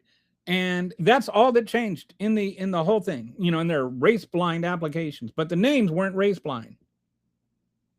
And the people with the black sounding names got a lot less callbacks than the people with the white sounding names. Can't say it has anything to do with merit, because they were the exact same applications. Why do you think that is? White privilege. Does that mean that the white guy that did all this stuff to apply for the job didn't work hard? No, it doesn't. But it doesn't mean the black guy didn't work hard either. I think it was ridiculous for an entire crowd to put maxi pads on their ears. It was such a MAGA thing. Like when they wore garbage bags. It resembles a lizard to a startling degree, and I wonder why more comedians haven't been cruel about that. Normally, no matter what someone has done, I don't think making fun of that, but he is an exception. Okay, I'm just going to have to disagree with you a little bit here. Ron DeSantis is the actual lizard man in the MAGA movement. Watching Ron DeSantis trying to be a real boy is almost as funny as watching Vance try to pretend like a real boy. The MAGA maxi pad craze was a bit much, Brett. That was a great way. That was a great way to minimize somebody getting pew pew in the head. He didn't get pew pew in the head. I mean, that's a great way to overstate somebody getting a fragment in an ear. And I don't minimize it. I just don't dramatize it. Grown-ass adult marrying. If anybody minimized it, it was actually Donald Trump. When he puts on the tampon on his head and walks around like he just survived being tortured or something. And you know who got minimized? The guy who got killed. I actually donated money to the family of the man who was killed, the fire department guy. How come Donald Trump didn't go to his funeral? He's the one that minimized it by turning it into a circus. Anywhere on the head bleeds profusely when it's specifically the scalp, ears, face. Did he get that thing on his ear from Tim when he visited? Okay, do you understand, Golf? Do you understand what happened with the whole tampon Tim thing? In the state of Minnesota, which, by the way, I went there. I lived there for several years. I went to high school there for 2 years. I went to college there, both Bible college and regular college. So I'm pretty familiar with the state. And you have a lot of really small towns in that state. And in those states, I went to Sacred Heart High School in East Grand Forks, North Dakota. And if you ever want to know what that area is like, watch the movie Fargo, because most of that movie was filmed in Grand Forks. I lived in Grand Forks, went to school in East Grand Forks. When I had to walk across the bridge. But anyway, that whole area is just like farm towns 20, 30 miles apart that are like very small schools. This is like Hoosiers or whatever. We actually only had 9 players on our basketball team. We played schools that had fewer players than us. We played one school that only had 5 people on the basketball team. They could barely form a basketball team. One time, their best player fouled out, but because they didn't even have anybody on the bench to replace the guy that fouled out, we just got like extra free throws every time he fouled. All right, so you get these really, really tiny schools. And you have boys sports and you have girls sports. So a lot of these schools, you go there and they don't have like a guest and a home locker room. They have a boys and a girls locker room. And if you go to a really small school with a girls with only the 2 locker rooms, the visitors use the opposite gender locker room. So we would go to some of these schools and we would change in the girls' locker room. Vice versa, the girls' teams, when they traveled, would go and be in the boys' locker rooms. So there was a law passed that said that tampons had to be made available for all females. Some schools put tampons in the boys' locker room so that girls from visiting schools would have access to tampons. Why would anybody have an issue with that? The whole politicization of that was just a transphobic, nonsensical scare tactic. So now that I have corrected you on that, I expect that as a person acting in good faith, you will either look it up and confirm that what I said is true, which it is, and you will no longer use that as a talking point. Because I think you have integrity, and I hope you prove my faith in you does not get set aside. Yes, I've said it before, and I'll say it again. I need to develop a humiliation kink because this is all so embarrassing. He wore that 2x2 square of gauze like an earmuff for weeks. Only someone with bone stirs would consider that a wound. Kitty was here for a hot second, then poof. She's got this. She's got a podcast of her own now that's related to the Epstein thing. It's actually, I'm really happy for her. The nick it would have taken to cause that amount of blood was like 1/8 of an inch at most, a shallow 1/4 inch. I've bled for hours from a paper cut. Oh, paper cuts suck. Try going next time you see Kitty. Maybe get some kitty treats. Kelly said she's busy a lot. She is. She's actually got stuff going on.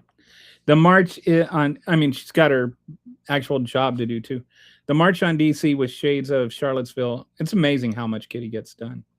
The march on DC with the shades of Charlottesville all over again. Yeah, this was another thing.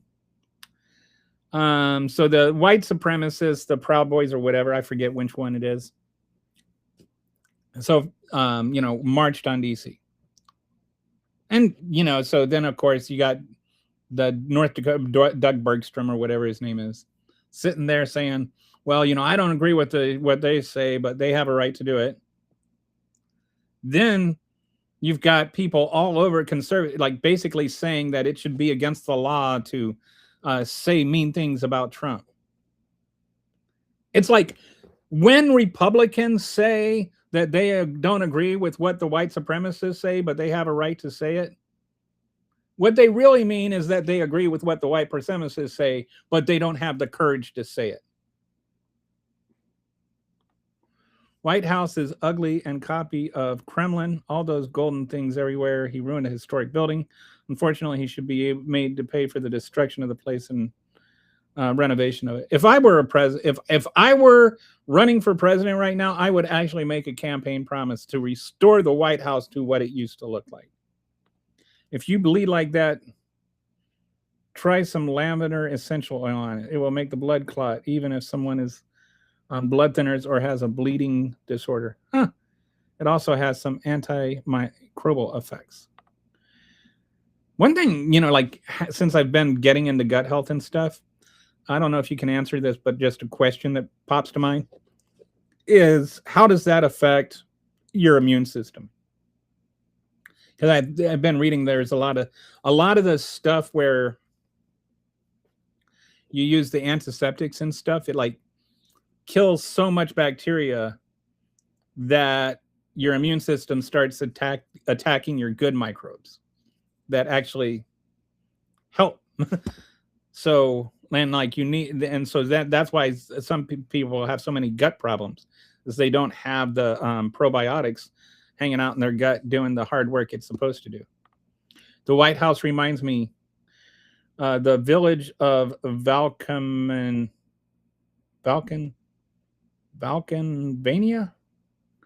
from the movie with Chevy Chase and Demi Moore and Dan Aykroyd. Oh my goodness, that I need to watch that movie again. Demi Moore, like she had like back at the beginning of her career, she had some like really good roles in comedies. One Crazy Summer with John Cusack was another one. The 250 speech will not stand up to time. It was 98% rally slop, 2% unhinged. Should be something that can be related 150 years from now. How embarrassing. And the way Fox News made it sound was just like, this is going down in history as one of the greatest speeches any president has ever given. It was just nutty babble. Like they can't quote something from the speech that was actually inspiring. Why does the NASA administrator feel he is above the FAA? Why does he feel the need to showboat his airplane over to DC after the FAA denied him? I hadn't heard about that one. Because Trump. You're not getting my point. Services are blocking more things now than they ever used to. Wouldn't that be a red flag for the loss of free speech? That's all I'm pointing out. How far will it go? I don't know. I can't address what you're saying without specifics. I think that private companies should be able to run their companies. Even if, like, I've never complained about the way that before when people complained about how Twitter banned Trump, I said, he agreed to the terms of service. It's a private company. They can run it how they want. And then they were like, oh, Trump's going to buy Twitter. And I'm like, if Trump buys, if Musk is going to buy Twitter, as though like somehow he owns me now. And I just say, well, if he owns Twitter, he owns Twitter. And he can do it. And he, like I said, he promoted all the right-wing stuff and the Nazi stuff, and he muted all the liberal stuff. Well, that's his right. I never called for him to be prosecuted for it, but I do wonder where all the voices went, all the free speech voices, including his own. In light of what's going on with data, and the other thing is, like, to me, the real censorship is when things like are happening with, Jimmy Kimmel and Stephen Colbert and a lot of the, the lawsuits that's, the government has a lot of money to sue people. Whether the lawsuits are frivolous or not, the money is not frivolous. And it ends up being cheaper for CBS to settle this suit than to fight it out in court, especially when they've got mergers that the government can ixnay. And so they're agreeing to settle lawsuits that have no chance and censoring themselves to get things approved. You've got this Barry Weiss. Is that her name? I mean, just a unqualified person running CBS News now. And I mean that she is unqualified. There's a last week tonight with John Oliver did a thing on her. Watch that. Like, I'm not saying that hyperbolically. She has no business in that role. But that's who the MAGAs wanted, and so that, well, I shouldn't say the MAGAs wanted. That's who Trump wanted, so that's who's running it. All right. This is the government actually interfering with actual news. That to me is a much bigger censorship concern than somebody getting blocked on Twitter. In light of what's been going on with data centers, I think the government being more involved with making sure citizens have appropriate access to basic utilities and clean drinking water, might be needed, because right now these data centers are doing damage. I'm not sure that it should be done through socializing utilities or just more regulation of data centers. I think we need to, like, it's certainly something that needs to be looked at. One thing, and I hate to give him credit, but I don't know if it was his idea or not, but it's where I heard it from. The idea of building the data centers in space. Because then if you build them in space and then just transmit the information off of satellites, then it solves two problems, right? One, you don't need any water, and two, you don't need any electricity. You don't need any water because you don't have to worry about it cooling. It's in space. Of course, you don't need cooling. You don't need electricity because you've got all that solar energy out there. All you need is solar panels. And so it's like no energy and just all kinds of information. There's still other issues with AI that need to be regulated, but it solves those two problems. Of course, building AI data centers in space, that's not an overnight project. So skipped over Walter so I can read the rest of that comment. Ivanka Trump has been quiet for a while. Yeah, she kind of has disappeared, hasn't she? It's funny that Donald Trump talked about a threesome and she wasn't part of it. Trump has, with his children, by the way. Trump has been quiet for a while. And now she and her husband are annoying Albania. Oh, I hadn't heard about that. It's hard to keep track of all the insanity. What do they need? That one, the one where Kushner is, yeah. They just feel like they own the world. Whether it's the World Cup or an island in Albania, or telling Europe how much money they have to spend on defense spending. He wants to have his board of peace because he's bored of peace, I guess. BORED of PEACE. Might be needed because right now these data centers. Okay, no. All right. She says, I wish I less. Yeah. The lesser of two evils is still less evil. I will always. Yeah, it's like if it's Hitler and somebody less evil than Hitler, you go with the person less evil than Hitler.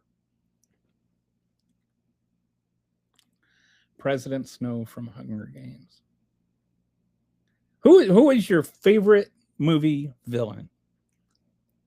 For some reason, mine is the Sheriff of Nottingham in the Robin Hood, the Kevin Costner Robin Hood movie. I think it was, what's his name? The guy from Slow Horses, I think, that played the guy. About the bunker being the hideout, aka ask AI to compare what happened in Hungary. Yeah,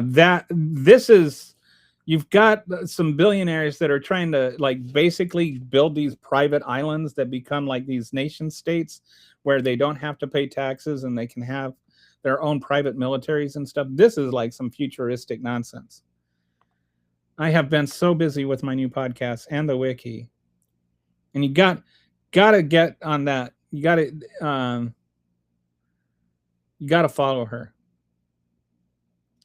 Psst, psst. I didn't know you had a podcast. Yep, see? Trump is really. I wanna have Kitty talk about her podcast. Oh, I'm gonna have a guest on this week. I'm not quite sure when, but a guy named Eddie that is a historian that covers a lot of the history of what's gone on with black people throughout history and other people of color too. And he just has so much perspective. He's always posting all of these stories that are just like, whoa, how did I not know about this? So anyway, if you like to learn new things, then check out the show this week, because he's just got to get back to me on which day he can make it. That isn't what white privilege is, though. Right. I know that's not what white privilege is, but this is what they hear when they hear white privilege. Kelly gets it. Thank you for taking some time on this topic, because it is so easy to get it twisted when coming from a poor white perspective. And it's like, when you think of it that way, you can see where they're getting that, right? Like they feel like their own experience is getting diminished when you say white privilege, because they misunderstand white privilege. And then when that gets perpetuated by Fox News and conservative politicians, then it's just that age-old thing of rich white people telling poor white people that black people are the problem. We would like to welcome you to our community and thank you for your contribution to the... I have no idea who you are or what you're talking about. I'm going to go off the assumption that APAC tells me something. I don't really agree with APAC. I'm not an anti-Semitic, but I don't think that Israel should be, committing genocide. So that's the whole backstory to the tampon thing. Okay, makes sense now. Patriot Front. Yeah, that's the white supremacist group.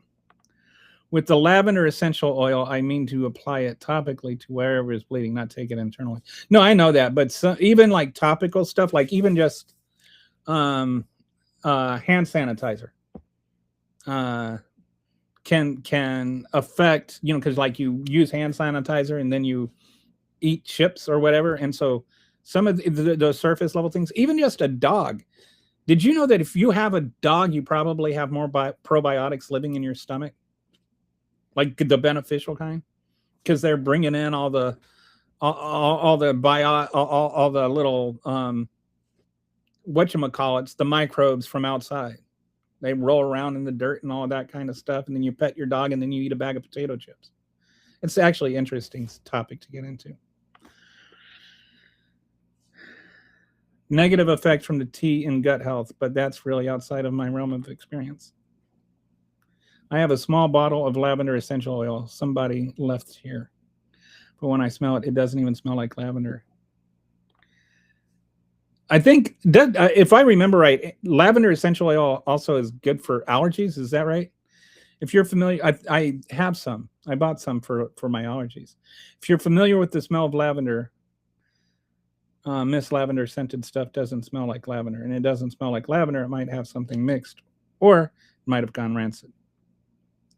Suspect there is an issue with space-based data centers is the latency issues. I don't know how many more latency issues there. I think that, I don't know how much more latency issues there would be than, say, transmitting it through wires across the world. When will Trump stick to his day job? When will he's sticking to his day job? His day job is watching Fox News all day and taking naps during meetings, and I don't know. By the way, in reference to last week on a $200 motor from mainland China shipped by sea, and oh yeah, so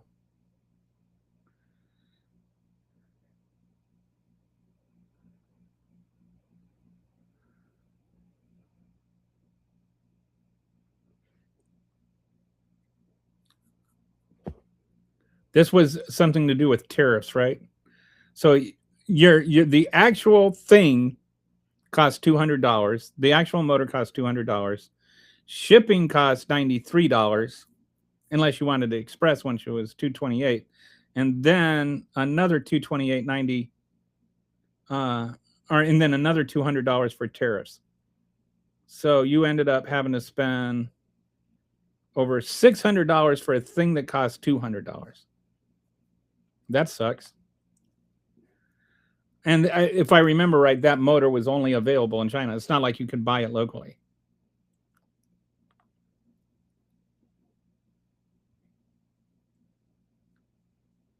So we got some eyeballs here, and then doggies with eyeballs. Is that must be a response to my comment about microbes in dogs and stuff. Yeah, there's all kinds of. Did you know? Okay, like gut health, is my new obsession. By the way, I'm down to 148 now. I was 225. I've lost almost 80 pounds just by changing how I eat.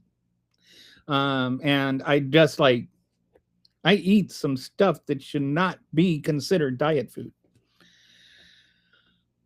But I eat actual food. Like I cook my own food, I mill my own flour and all that kind of stuff. And I ferment, stuff. So like this week's project, I'm going to make a sourdough blueberry cream cheese loaf of bread, where the berries, I'm actually using blueberries and strawberries. It's a strawberry blueberry cream cheese type thing. I'm going to ferment the berries and then make the sauce and then mix it in with the dough. And then the dough is going to be like probably going to go with like hard white and einkorn or something. Get a nice mix of flour flavors in there. Which that's another thing when you're like milling your own flour, you start thinking of the flour as a flavor because you're actually tasting the wheat. And so you learn how different kinds of wheat taste. So it's like the most robust part of a lot of things like bread or pasta. So it's really, really like my food tastes better this way, which is one of the reasons that I think this is different than most diets. Because like most diets, you miss the foods that you used to eat. I don't miss the foods I used to eat because I eat the same dishes. Like I figure out how to make my favorite foods for better gut health. And like milled wheat is really just an extremely good source for prebiotics.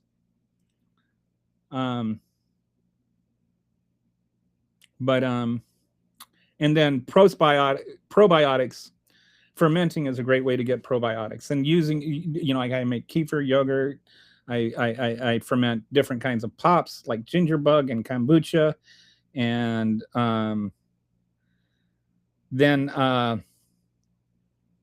I also ferment fruits, vegetables. I do anaerobic foods. So I get a whole variety of probiotics in my system. And I feel better. I've lost a lot of weight. I'm off my blood pressure medication. Like I've just gotten a lot healthier just by changing how I eat. And it's not like I think that it cures things. I think it's more like not eating poison allows my body to function the way it's supposed to function. Hang on one second.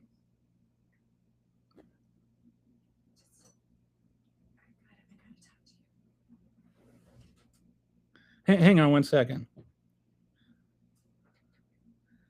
Are you saying I need to end the podcast? Okay, I guess I have something important to talk to my wife about, so I have to end. She has never done this before, but she just came in and said she needs to talk about something and said she needs to end it. So I will see you guys tomorrow, I think, depending on how things go. And sorry to end so abruptly, but apparently it's some sort of emergency. I'll talk to you later. Bye.